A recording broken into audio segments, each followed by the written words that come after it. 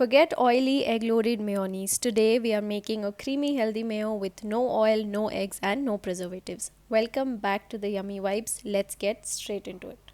So first I'm taking about 8 to 10 cashews. Now you have two options. Either soak them in water for an hour or boil them. I am going with the boiling method here. I've heated some water in a pan and now I'm adding the cashews to it.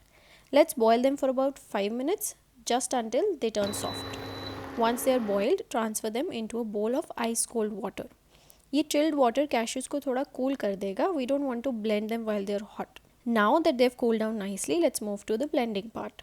In a small mixer jar, I am adding these boiled cashews, around 50 grams of paneer and a little milk. The milk quantity depends on the consistency you want. Thick mayonnaise के लिए use less milk, and if you want it lighter or flowy, just add a bit more while grinding. Next, I am adding black pepper, 1/4 teaspoon, and salt, half teaspoon, or you can adjust it according to your taste as well. I'm using the Philips mini blender for this. अगर आपको इसका link चाहिए, I've mentioned it in the description below. And here it is. Look at this smooth, creamy mayonnaise. Totally homemade, no preservatives, no chemicals. Just clean, healthy ingredients. Now I've taken a bowl of salad and I'm adding this gorgeous mayonnaise on top.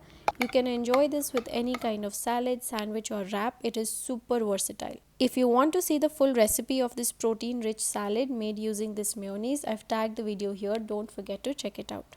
The best part about this recipe is that unlike market-made mayonnaise that is usually loaded with refined oil, preservatives and even eggs or added sugars, so do give it a try and let me know how you liked it. Thank you for watching and don't forget to check out the salad recipe linked here.